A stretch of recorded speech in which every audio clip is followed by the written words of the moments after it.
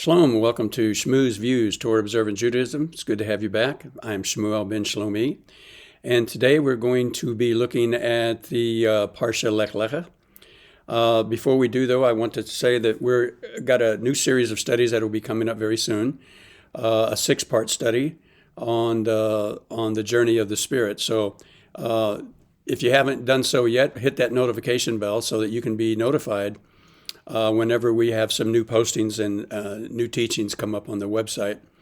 I also want to say that from time to time I will be doing some news that affects Israel and affects us, the Jewish people. There is so much news going on in the world that does affect us that even we may not be aware of it. So I think it's important to try to stay up to date as much as possible to what is happening around the world and in our own backyard as well. So with that in mind, be looking for that as well. Also, hit that subscribe button if you haven't done so already, and hit that thumbs up button, the like button, so that other people can be made aware of this video as well, of our website, of our YouTube channel, and our website too, which is the link for that will be down in the description of this video. So without further ado, let's get right to Lekh Lekha, which is in Genesis 12:1 through 17:27, which I've entitled Adonai Said to Avram. Now I'm going to do this in sort of a question-answer type of setup for this particular teaching on the Torah. And the first question would be, why did Terah take his son Avram, his daughter-in-law Sarai, also his daughter, and his grandson Lot from Ur the Chaldees, also known as Sumer, Sumeria, and in the Torah it's called Shinar. Why did he stop and stay in the city of Haran and settle there instead of continuing on to Canaan as was originally intended?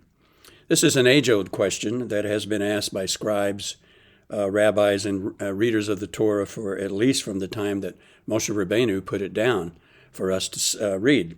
There have been several and various answers given by the sages of blessed memory. One such attempt was well elucidated by the Jewish Bible Quarterly's teaching on the role of Terah in the foundational stories of the patriarchal family, and that link can be found in the description, below in the description of this video. The Midrash states that Terah was a priest of the pagan god of the city of Ur and received his appointment by the command of Nimrod himself.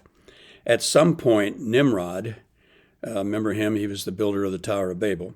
Nimrod learned of the birth of his priest son named Avram, and a supposed celestial portent in the sky on the night of his birth indicated that the child would be of great importance, surpassing even the glory of Nimrod. And as we know, Nimrod's pride and ego was as large as the tower he tried to build. So this king of Babylon ordered the child to be murdered. Well, Terah, his priest, unable to persuade his king by reason, and after hiding the child and the mother away for as long as he could from the king, finally decided it was best to flee. So his goal was the land of Canaan, but along the way they stopped at the city of Haran, where they settled until the death of Terah. For more on the story concerning Terah in the Midrash, you can go to the Chabad.org site, and the title of the lesson is Who was Terah? And I'll have a link to that also in the description below this video.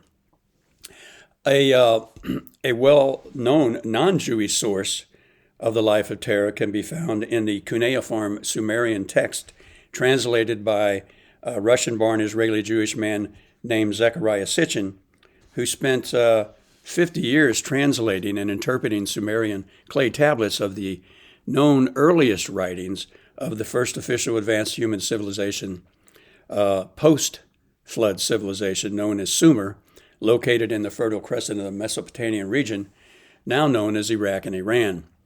In his writings, he claims that Terah of Ur was a priest of the Anunnaki god Nanar Sen. According to Sitchin's interpretation, Terah moved from Ur to Haran after the main temple, or ziggurat, of Nanar Sen worship was moved to Haran, making it the new center of Nanar's worship for his followers. Being an important priest of Nanar's sin, Terah was transferred to that new area, taking his family with him. The Tanakh does specify that Terah was an idol worshiper. See Joshua 24, 2 through 4. So some credence may exist for this rendition of the life of Terah by Zechariah Sitchin. However, speculation aside, we may never know the full extent of why Terah left Ur for Canaan, but decided to stay in Haran itself.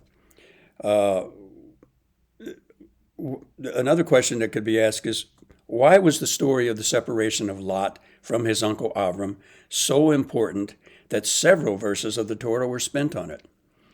I mean, after all, in Genesis chapter 13, a full 13 verses are used to tell the story of the departure of Lot from his uncle. This is quite astonishing, since only 3 verses are spent on God's pinnacle of creation, that of Adam and Chava. Earlier in the story, after the death of Terah, we learn that Avram is called upon by HaShem to take his family, including Lot, his nephew, and all that he had acquired since moving to Haran, and to go now to the land that God would show him, which we know is the land of Canaan.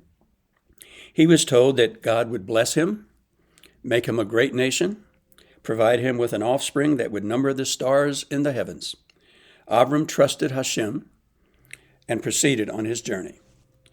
Now, once they arrived in Canaan, both Avram and Lot began to prosper greatly, to the point that the area that they used for the feeding of their flocks and herds could no longer sustain them both. So at this point, Avram magnanimously offered Lot first choice, and he chose the areas surrounding the cities of Sodom and Gomorrah, 2 of the wealthiest and most fertile towns in the region. Lot moved his family, his herds, his flocks, and his servants away from the hill country, where Avram stayed and sojourned.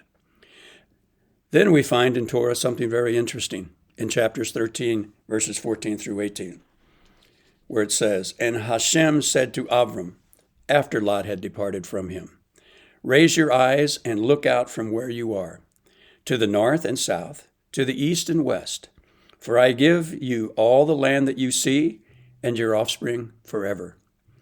I will make your offspring as the dust of the earth, so that if one can count the dust of the earth, then your offspring can be counted too. Up, walk about the land, through the length and its breadth, for I give it to you." And Avram moved his tent and came to dwell at the terebinths of Mamre, which are in Hebron, and he built an altar there to HaShem.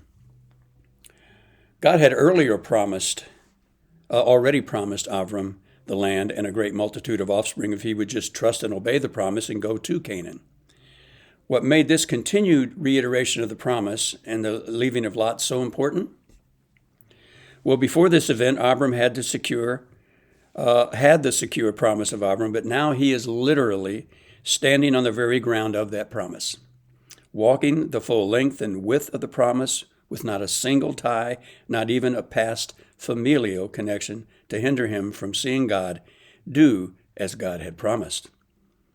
With the departure of Lot and HaShem reaffirming the promise almost immediately afterwards, it shows that sometimes God's promises are postponed until we remove certain attachments, even familial, that may hinder that promise from being fully realized.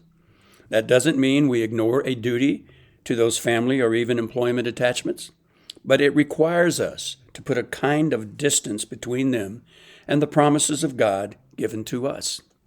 We learn to keep everything in proper order from God's perspective in our lives. The next question is, was Avram always known as a Hebrew? And what does being a Hebrew mean? Avram was not originally a Hebrew. He wasn't even from the land that would later become associated with the Hebrew peoples, the land of Israel. He was a Sumerian, also known as a Chaldean. However, several years later, while living in Canaan, he became known as the Hebrew, Genesis 14:13. The question then becomes, why was he called a Hebrew at this time? The word Hebrew, or Ivre, means one who is different, set apart from everyone else that surrounds him or her. Avram is first called a Hebrew because once settled in the land of Canaan over time, the residents of the land became aware that Avram was a totally different person than they were. Specifically, he worshiped only one God. Not only one God, but one who was totally invisible, eternal, all-powerful, all-knowing, and omnipresent. And a God that was personal, spoke to the hearts of its highest creation, man, without the need of a mediator. That was totally foreign to the ancient world at that time. Nobody had ever seen or heard of such a thing before. Even in Egypt, which had tried the concept of a one God under the rule of Amenhotep, never considered such an idea. Their one God was at least visible, being the sun god Ra. Avram was totally unique and different, and as such was to become and called the first Hebrew. There will be more on Parshat Lekh Lekha later, but I want to close with this final thought. After Avram heeded the advice of his wife Sarah to cohabit with Hagar, her servant, so she could have a child through that arrangement, Sarah's attitude toward Hagar changed dramatically once the servant became pregnant. Now, it didn't help matters much that Hagar became haughty over her mistress. Pride is a hateful thing in the eyes of HaShem. But Sarah's response wasn't any better. She beat and mistreated Hagar to the point that the servant fled into the wilderness to escape such harsh treatment by the hand of Sarah. Read the full chapter of Genesis chapter 16. When I read this account, and the later story about how Hagar and her son Ishmael were cast out of the presence of his father, again at the urging of Sarah, once Yitzhak was born to her and weaned, I have to wonder, Ishmael being the progenitor of the 12 main Arabic families to this age, if Sarah had treated Hagar more humanely, perhaps we wouldn't have this long history of animosity between Jews and some Arabs that continues into the 21st century. Perhaps we should follow the example of our two forefathers, Yitzhak and Ishmael, who came together in peace at the time of their father Abraham's death to bury him alongside of Sarah in the cave of Machpelah. Just a thought to ponder. Until next time, I look forward to seeing you again. Shalom.